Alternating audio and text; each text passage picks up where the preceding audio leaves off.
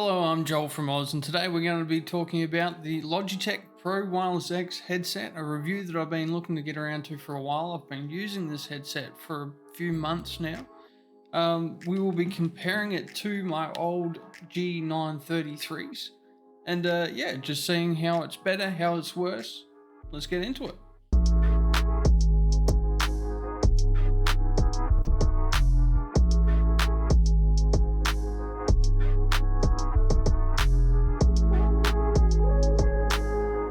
So the key points we'll be covering today is how the speakers sound, how the microphone sounds, the design of the headphones, and also how comfortable it is. I'll be putting some timestamps up here as well as in the description down below if you want to skip ahead to any point.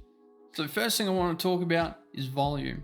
This headset does get pretty loud. It doesn't seem to get as loud as my old G933s, but there's no distortion problems even when it's cranked up pretty much full. Bass saturation, always a problem with gaming headsets.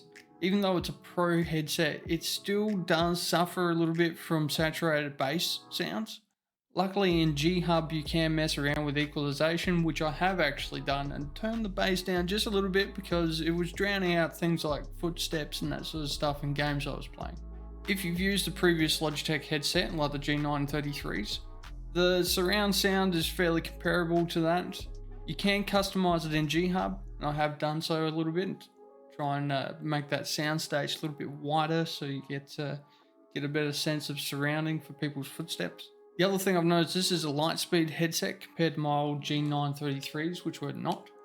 They are a little bit more responsive. I can't say it's game changing responsiveness, but it is better. Like, it is an improvement. Moving on to microphone. The Pro X microphone is miles better than the G933, but of course I'm currently using my Blue Yeti for recording.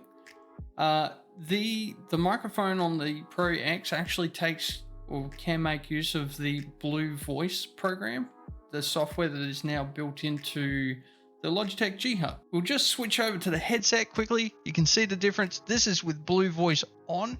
If I go into here and untick this box, now what you're listening to is the raw microphone as it is, though obviously you'd have Blue Voice on because it does improve that sound just so much.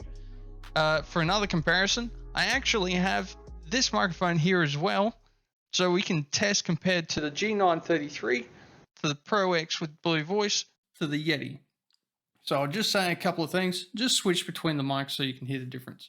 How much wood could a woodchuck chuck if a woodchuck could chuck wood? How much wood could a woodchuck chuck if a woodchuck could chuck wood? How much wood could a woodchuck chuck if a woodchuck could chuck wood? She sells seashells by the seashore. She sells seashells by the seashore. She sells seashells by the seashore. It should be noted as well that the mic is completely detachable using a 3.5mm headphone jack just to plug into it. So if you don't use that, like I do not, you can just pull it out, sit aside, and none the wiser. Just a little hole to show for it. Moving on to looks, it's definitely a more sleek, modern design compared to the G933s, utilizing aluminium and other more premium materials compared to the all plastic design of those other headphones.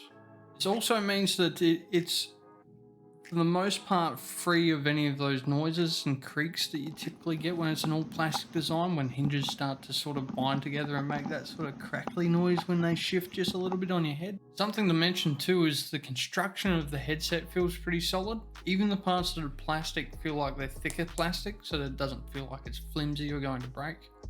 One of the things I've really liked about the G933 that they've changed for the Pro X, in the 933s, you could just remove a cover on the side. There was a battery accessible straight under that, and you could pull that out and replace it. It was a 10-second thing. Whereas I can't actually find any information on how hard it is to replace the battery in the Pro X.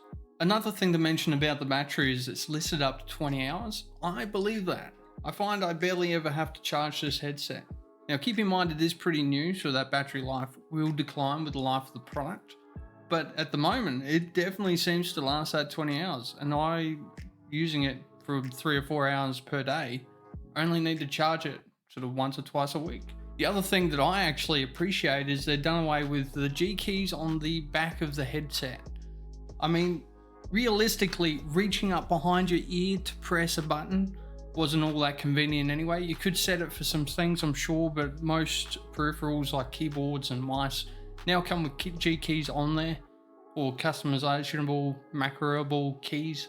So there's no real reason to put them up behind your ear. So the buttons you will find on there is a mute button, which toggles in and out. So it's actually, you can feel the difference. The volume wheel, which is now just a rubber wheel. It's not like the plastic one that clicks into different positions. It just rubber and freewheels through. The on-off switch, and also a USB-C connector for power.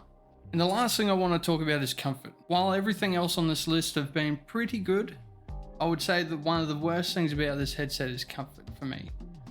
The top strap, there's no complaints there. It is much like the previous ones. It's not a freestanding one. It's actually got the support running through it. So it does tend to get a little bit heavy feeling on your head, but that's not really an issue. The issue I've had with it is that the headphone earmuffs that come on it are the leather ones, which I found very, very uncomfortable, to the point where it would start giving me headaches because I could feel it like crushing my ear essentially. The space on the inside of the earmuffs compared to the 933 is quite a bit less. So someone with bigger ears like myself struggles with it sitting up inside the cup of the earmuff, and that pressure over the course of a couple of hours can actually start to feel quite painful. They do supply a pair of cotton earmuffs, which I've actually swapped over to. They do alleviate the problem a little bit, so good for them for that.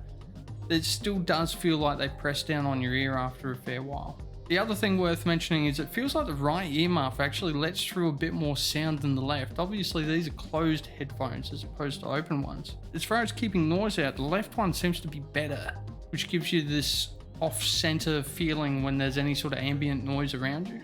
Most of the time, if you're playing a loud game or listening to music or whatnot, you wouldn't even notice it, but when it's silence, you can definitely notice that. So as a bit of a conclusion, would I recommend getting the Pro X wireless? I mean, there's a lot of other options on the market at the moment, if I'm honest, and as far as comfort and that go, it doesn't really excite me that much. When it comes to price, with everything going on in the world at the moment, still mid-COVID, best my search could find is it is all over the place. I did actually manage to find the Pro X wireless cheaper than the Logitech 733s, I don't know. One of the new Lightspeed headsets they do, okay. So I guess if you're not after RGB or G keys on there, if you want something that looks a little bit more professional, I'd definitely recommend this headset. But if you can, beforehand, try and find someone who owns it so you can try and want to make sure that they actually sit right on your head, because that is the biggest issue I've had with them so far, is just feeling uncomfortable after a while, which is a shame because otherwise they're a damn good headset. Make sure to like the video and subscribe if you found this helpful and want to see more of my stuff in the future. I also have done a couple of other reviews, including a Logitech C922 versus the Logitech Brio webcam review that'll be up on screen hopefully, and yeah, go check that out. Thank you very much for watching. I'll see you next time.